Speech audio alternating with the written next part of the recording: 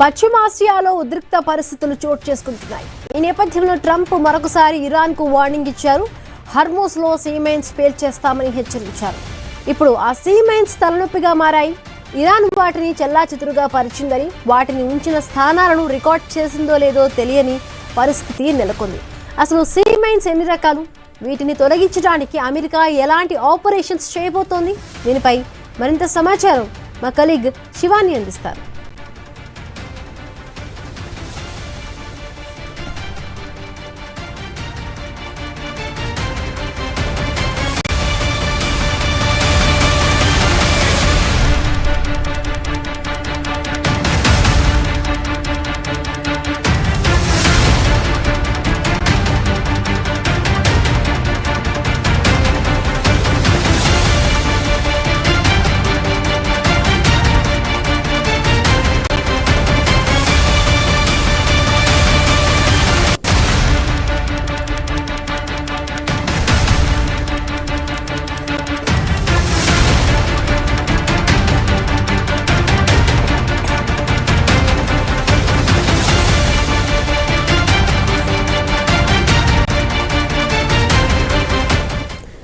పశ్చిమాసియాలో ఉద్రిక్త పరిస్థితులు చోటు చేసుకుంటున్నాయి. ఈ నేపథ్యంలో ట్రంప్ మరొకసారి ఇరాన్ కు వార్నింగ్ ఇచ్చారు.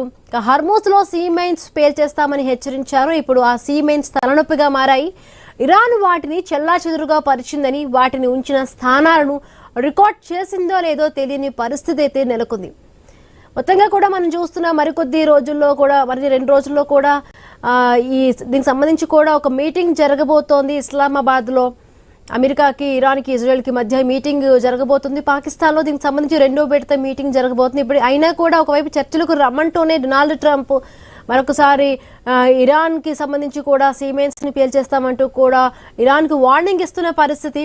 హర్మూజ్ను కూడా మొత్తంగా కైవసం చేసుకున్నాము, ఇంకా హర్మూజ్ దగ్గర ఎటువంటి ఆంక్షలు ఉండవంటూ కూడా కాసేపటి క్రితమే ట్రంప్ కూడా మాట్లాడిన పరిస్థితి. బట్ చూడాలి, ఒకవైపు చర్చలు అంటున్నారు, ఇంకొక వైపు ఇరాన్ను హెచ్చరించే విధంగా కూడా కొన్ని వ్యాఖ్యలు ట్రంప్ నుంచి వస్తున్నాయి.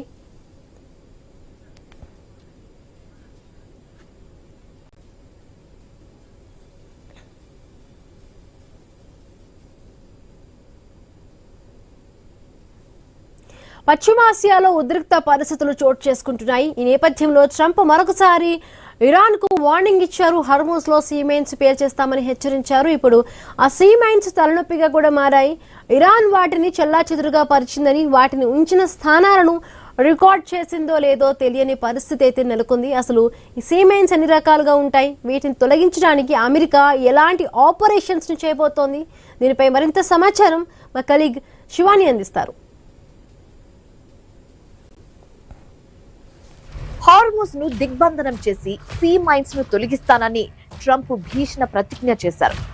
మరి సీ మైన్స్ ను తొలగించడం ఎలా, ఆ ఆపరేషన్ ఎలా జరుగుతుంది తెలుసుకుందాం ఇప్పుడు.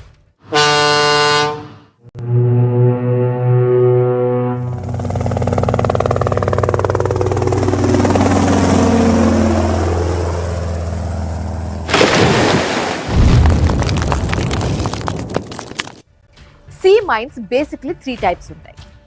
First, contact mines. నీటిలో నౌక తగలగానే ఈ సీ మైన్స్ బ్లాస్ట్ అవుతాయి. Second, influence mines. ఇవి సెన్సార్ ద్వారా నౌకలను గుర్తించి బ్లాస్ట్ చేస్తాయి. Third, magnetic sea mines. నౌక ప్రయాణం వల్ల నీటిలో వచ్చే అయస్కాంత మార్పుల ఆధారంగా స్పందించి బ్లాస్ట్ చేస్తాయి. Fourth, acoustic mines. ఇవి నౌకలు చేసే సౌండ్స్ ని గుర్తించి పేల్చేస్తాయి. And the fifth one is bottom mines. ఇవి సముద్రం అడుగులో అమరుస్తారు. Final one is limpet mines. ఇవి చిన్న సీ మైన్స్. గజ ఈతగాళ్లు ఈదుకుంటూ వెళ్లి నౌకలకు అమరుస్తారు. టైం చూసి పేలుస్తారు. వీటి తొలగింపు 2 రకాలుగా జరుగుతాయి. అవేంటో ఇప్పుడు ట్రాక్ చేద్దాం.